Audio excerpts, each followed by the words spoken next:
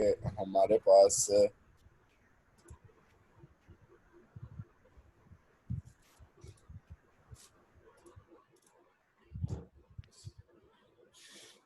कि हमने कहाँ तक पढ़ा था और किस तरह से हम आगे लेके जाएंगे उसको। ठीक है, तो उसके लिए अगर हम यहाँ पर स्क्रीन शेयर कर देते हैं,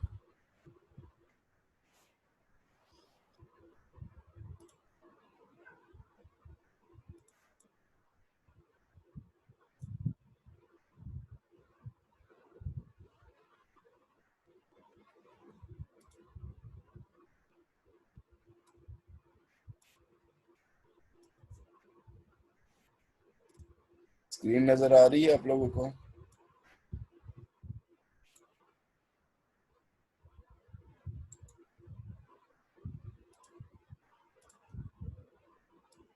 जी, आवाज आ रही है मेरी?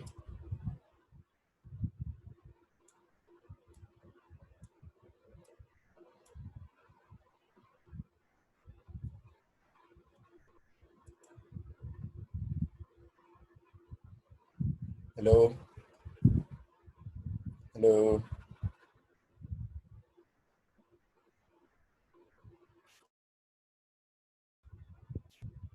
हेलो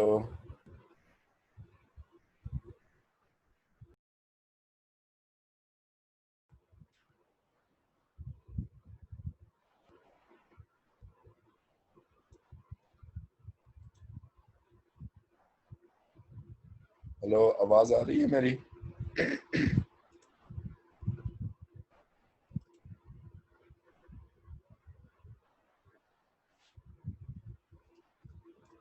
हेलो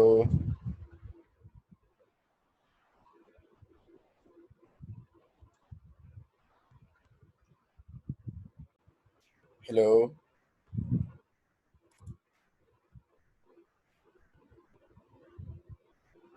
हेलो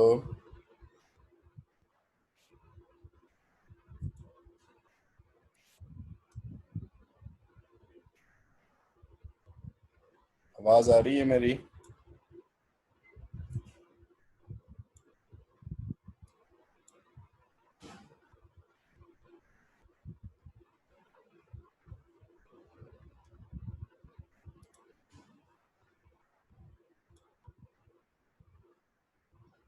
हेलो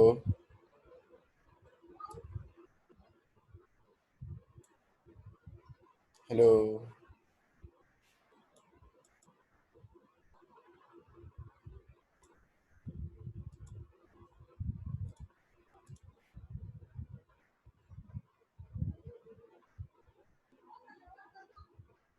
बाकी लोग, सरखुरम आपको आवाज आ रही है मेरी?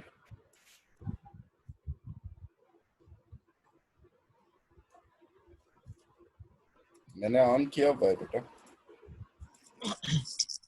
जी सरखुरम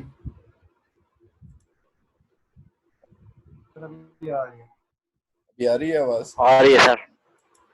अच्छा अच्छा, स्क्रीन जी नजर आ सर रही है? जी सर अभी आ रही है। Sir yes same yes sir, screen अभी भी आ रही नजर है आ सर, रही है अभी आ और रही आपकी है। आवाज भी आ रही है। यस सर, शुरू में थोड़ा अभी प्रॉब्लम आ रही था, है सर। दरम्यान में कट कट के आ रही थी। अभी आपकी आवाज आ रही है प्रॉपर। ठीक है सर, ठीक है, थैंक यू।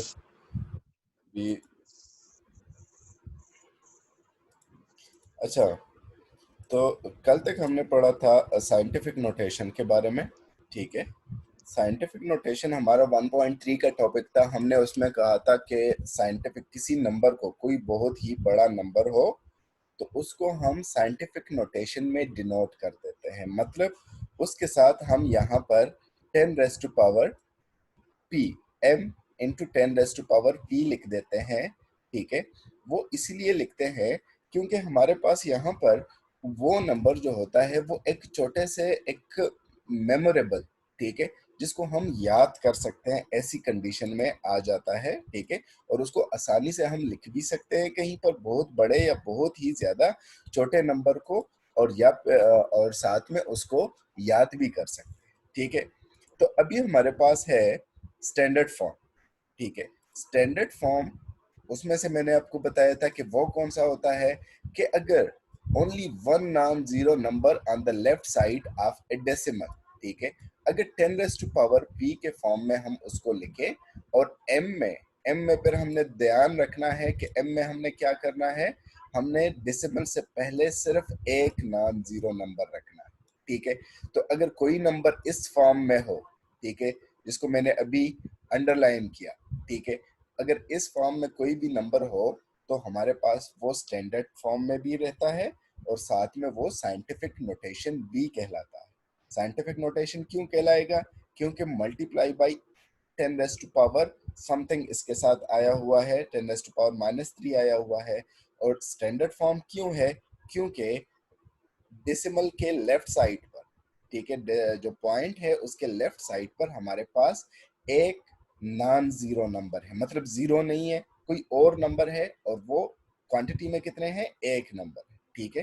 तो ये हमारे पास क्या है, एक स्टैंडर्ड फॉर्म भी है और साथ में साइंटिफिक नोटेशन भी है। इसके बारे में मैंने आपको बताया था कि ये हमारे पास क्या है, साइंटिफिक नोटेशन तो है, क्योंकि multiply by 10 raise to power -4 तो इसके साथ यूज हुआ है, ठीक है।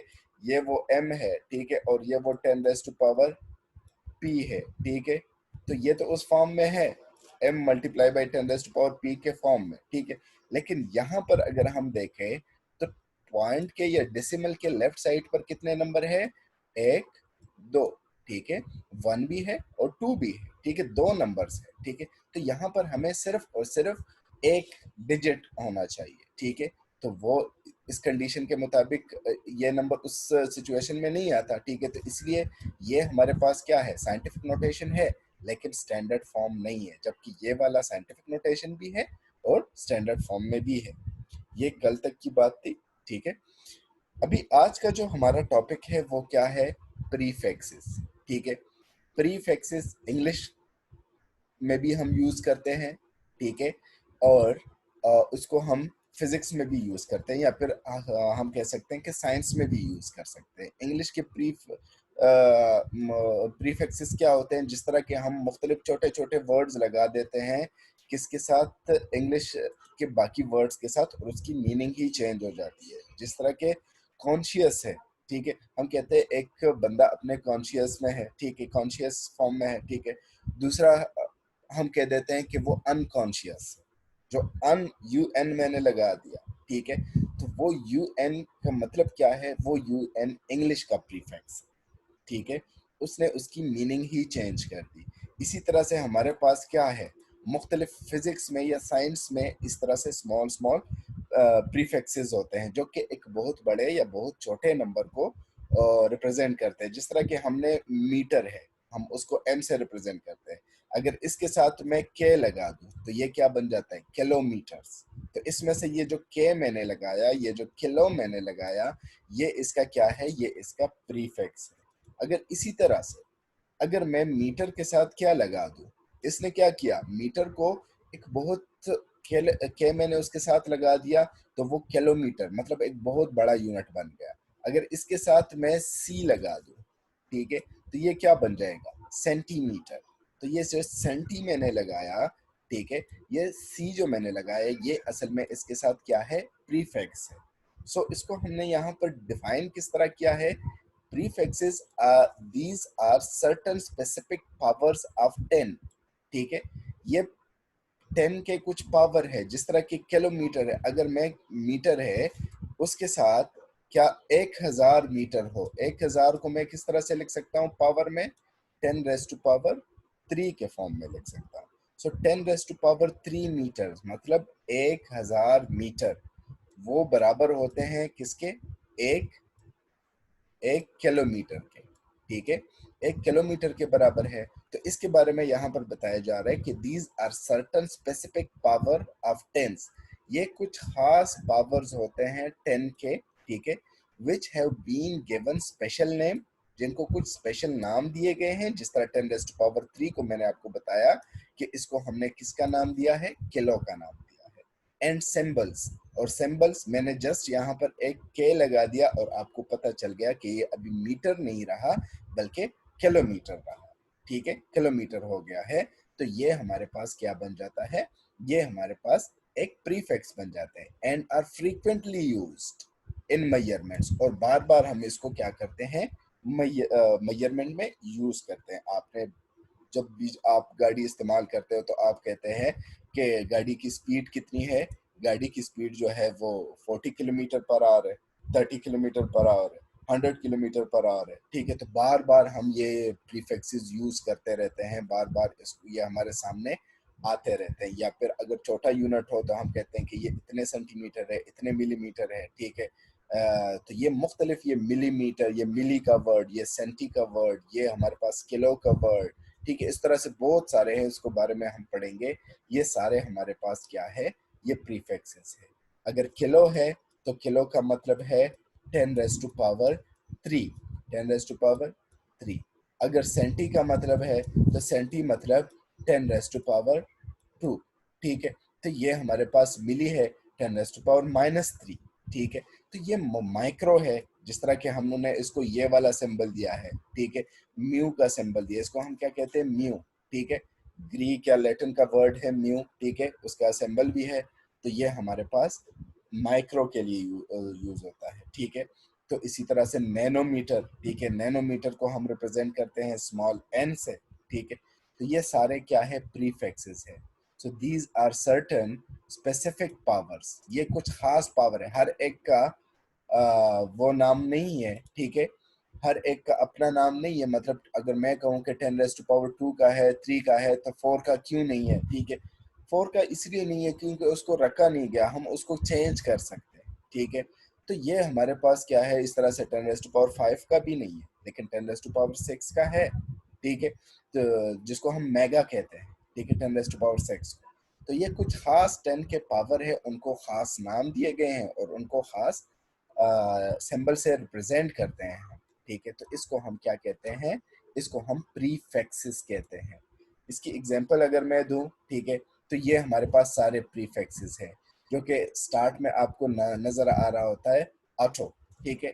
ऑटो को हम ए से, स्मॉल ए से रिप्रेजेंट करते हैं, और इसका मतलब होता है 10 रेज़ टू पावर -18। तो जहां पर आपको 10 रेज़ टू पावर -18 नजर आए, वहां उसकी जगह पर आप स्मॉल ए लगा दो, ठीक है, या फिर ऑटो लिख दो। जिस तरह के हमारे पास, अगर मैं कहूं कि 10 रेज़ टू पावर -18 मीटर के बराबर किसी चीज की लेंथ है, तो मैं कहूंगा आसानी से कि 1 ऑटो मीटर के बराबर उसकी क्या है, उसकी लेंथ है। इसी तरह से है फेमटो, फेमटो को हम स्मॉल एफ से रिप्रेजेंट करते हैं, और इसका मतलब क्या होता है, 10 रेज़ टू पावर -15, ठीक है। सो 10 रेज़ टू पावर 15 -15 कहीं पर भी आ जाए तो उसका मतलब यह है कि उसकी जगह पर आप 1 फेमटो लगा सकते हैं, ठीक है। पीको है, तो पीको को हम स्मॉल पी से रिप्रेजेंट करते हैं, और ये बराबर होता है 10 रेज़ टू पावर -10 के बराबर होता है। इसी तरह से नैनो है, ठीक है, जो ज्यादातर आप अभी आजकल तो बहुत ज्यादा ये वर्ड सुनाई देता है, ठीक है। जिस तरह की गाड़ियों पर होती है, नैनो कोटिंग होती है, ठीक है। जी मलिक मोहतसिम, आप लोगों को मेरी आवाज आ रही है? यस सर, आ रही है। जिसको आ नहीं रही आ है रही सर, है, आ रही है। अभी आ रही है। तो आवाज क्लियर सबकी वो बोले, सर अब आ रही है।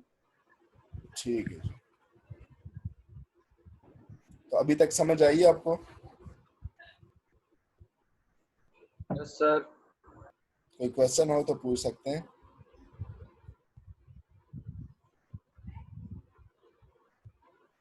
मलिक मोहतसिम, आपको आवाज आ रही है अभी? आपने माइक यस सर, अभी आ रही है। ठीक है जी।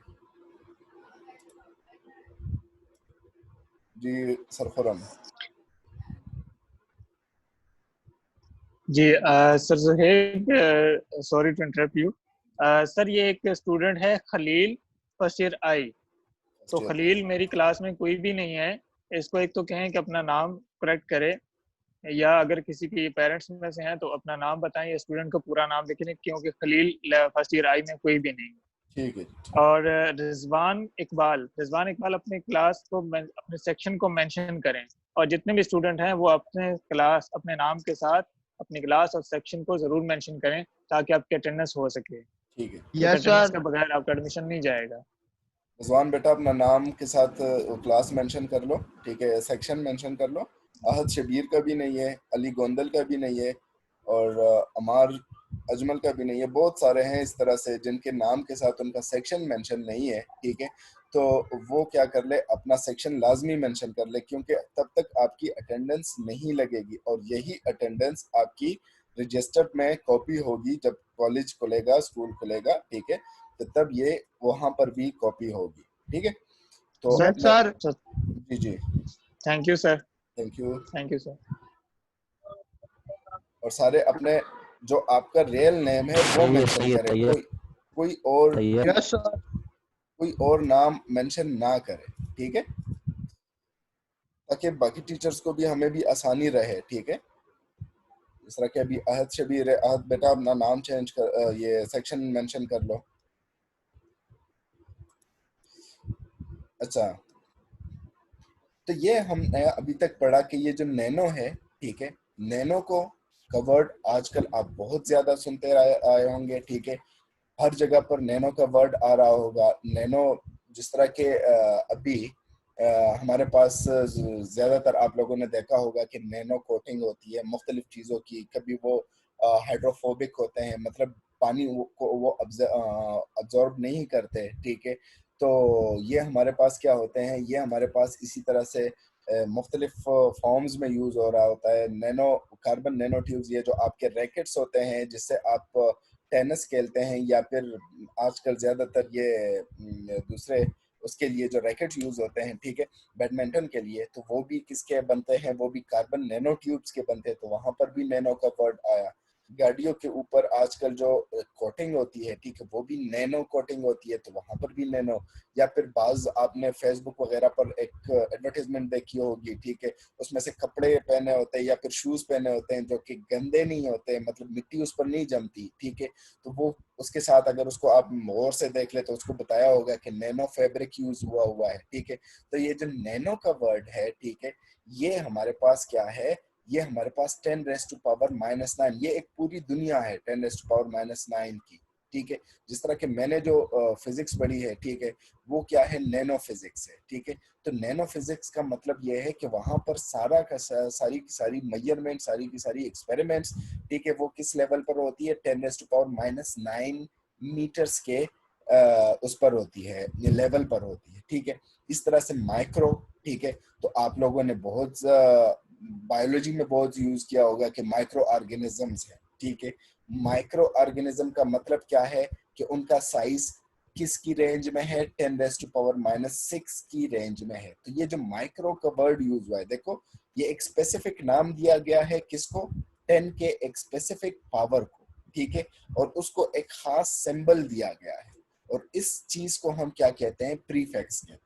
इसी तरह से मिलीमीटर, तो आपने मिली का वर्ड तो आपने बहुत ज्यादा यूज किया होगा, ठीक है। ये इतने मिलीमीटर है, ये इतने मिलीमीटर है, ठीक है। तो ये हमारे पास क्या होता है, मिली का वर्ड किस लिए यूज होता है, 10⁻⁻³ के लिए, ठीक है। इसी तरह से सेंटी है, तो सेंटी का वर्ड सी से रिप्रेजेंट करते हैं उसको हम, ठीक है। और ये हम हमारे पास क्या होता है, ये हमारे पास 10⁻⁻² के बराबर होता है, ठीक है। इसी तरह से अगर प्लस के, ये तो छोटे साइज हो गए, ठीक है, छोटे वाले जो होते हैं वो हम इससे रिप्रेजेंट करते हैं, ये यहाँ तक, ठीक है।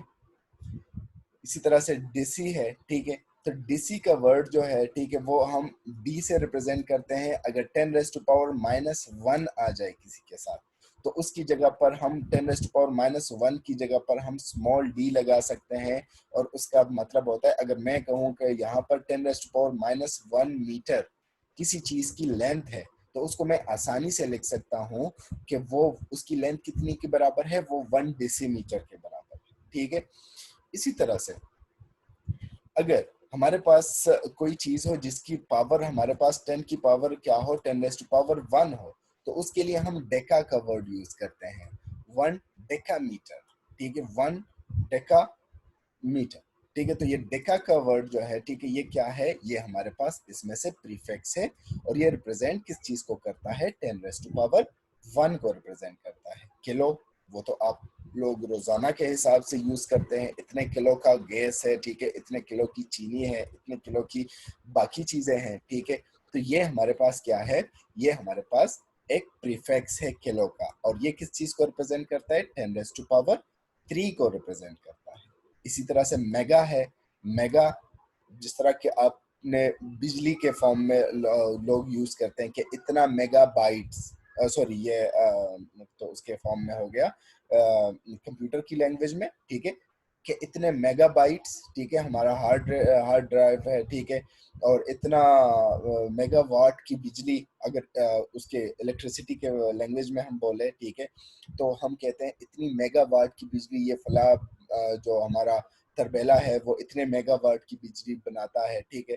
तो उसका मेगा का मतलब क्या होता है, मेगा का वो 10⁻6 होता है, ठीक है। तो अगर 10⁻6 वाट हो, ठीक है, तो वो कितने वाट के बराबर होता है, वो 1 मेगावाट के बराबर होता है, ठीक है। 10⁻6 का मतलब क्या है कि 1 के साथ मैं कितने जीरो लगा दूं, 6 जीरो लगा दूं, ठीक है। तो इसी तरह से मेरे पास ये क्या बन जाएगा, 1 मेगावाट। गीगा है, ठीक है, तो गीगा 10⁻9। इसमें से ये +9 और -9 और प्लस और माइनस के पावर का ध्यान रखें। देखिए यहाँ पर 10⁻9 जो है वो किसके बराबर है, गीगा के बराबर है। 10⁻−9 जो है वो नैनो के बराबर है। 10⁻³ जो है वो किलो के बराबर है। 10⁻−3 जो है वो मिली के बराबर है।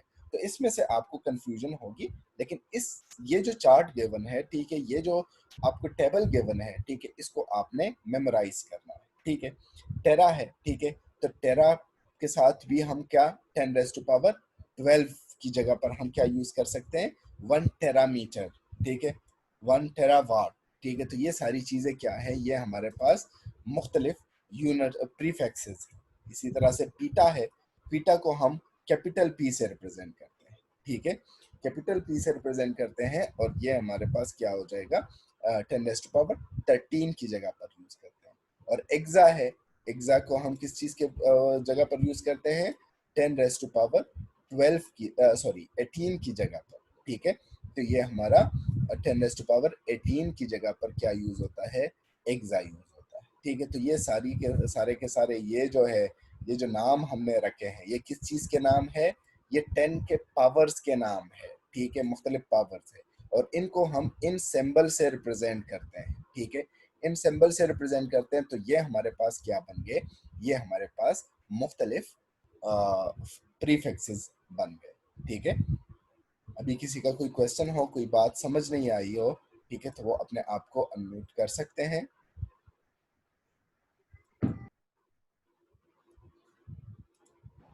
सर जी मेगा नहीं समझ आया सर। मेगा जो है 10⁻6 की जगह पर जो हम यूज करते हैं, वो हमारे पास क्या होता है, मेगा यूज होता है, ठीक है जी। तैयब, यस सर, मेरा ही क्वेश्चन है सर ये। ठीक है, ठीक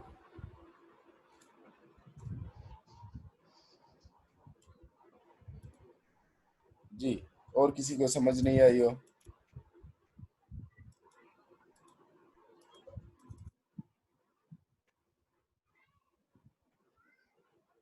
जी बेटा।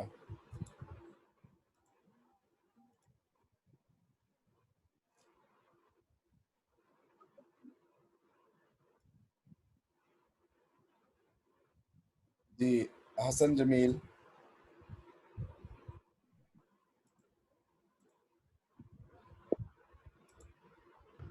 सर मेगा समझ नहीं, मेगा मेगा जो है वो 10⁻6 की जगह पर, मतलब अगर एक 1 के साथ हम 6 जीरो लगा दें, ठीक है, तो उसकी जगह पर हम जो प्रीफिक्स यूज करते हैं, ठीक है, वो हमारे पास क्या होता है, वो हमारे पास मेगा होता है। जिस तरह कि मैं यहाँ पर अभी आपको ये बता दूं कि लेट सपोज अगर हमारे पास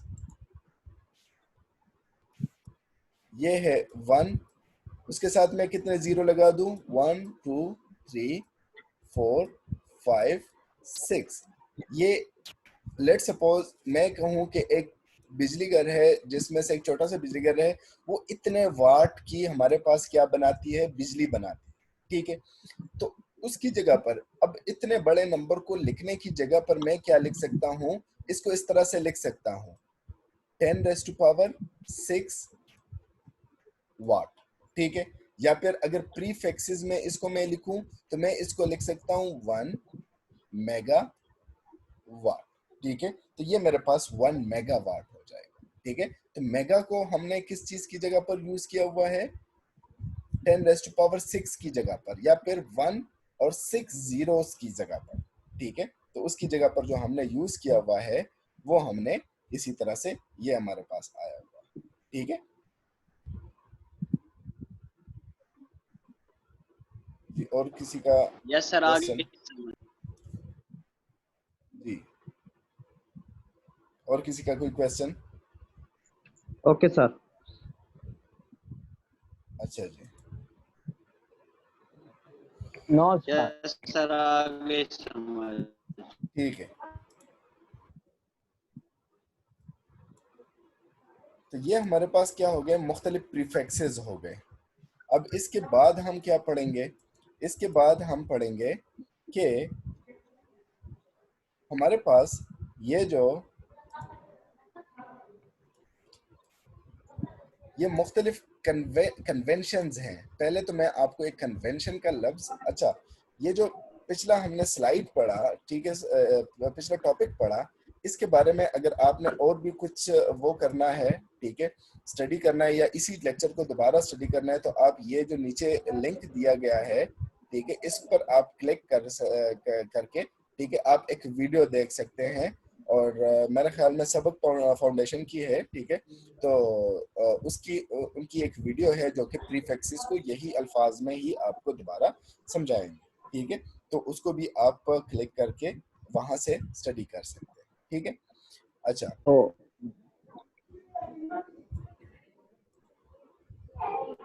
अभी जो नया आपके पास आता है, ठीक है, वो आपके पास है कन्वेंशंस, ठीक है। कन्वेंशन, आज तो मैं आपको एक ये वर्ड समझा दूं कि कन्वेंशंस का मतलब क्या होता है, ठीक है। कन्वेंशन जो है वो इंग्लिश लैंग्वेज का लफ्ज है, ठीक है, और मतलब इंग्लिश में हम उसको यूज करते हैं, और इसका मतलब होते हैं, मतलब एक जो रस्म बने होते हैं, ठीक है, एक तरीका बना होता है। जिस तरह के हमारे पास बहुत से तरीके हैं जो कि स्टार्ट से हमारे पास चलते आ रहे हैं, ठीक है। जिस तरह के शादी के बहुत सारे रसूमात होते हैं, बाकी चीजें, हमें उनका बेस का नहीं पता होता कि हम ये क्यों करते हैं, ठीक है।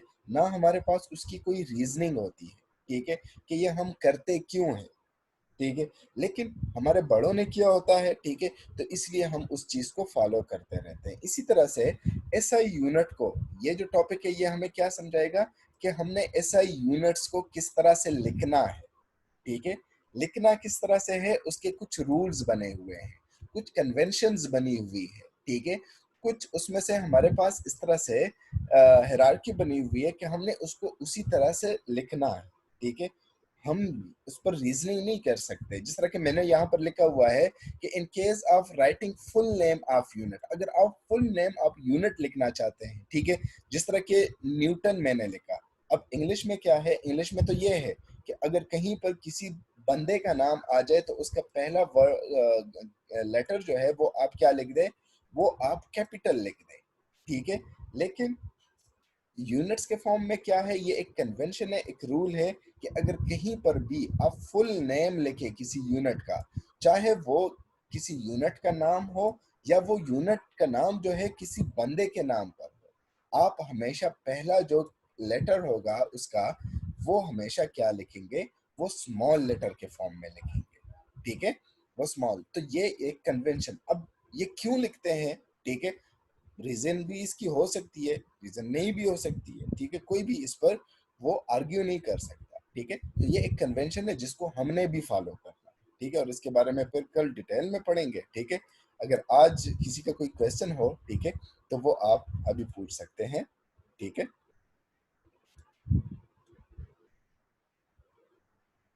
जी बेटा।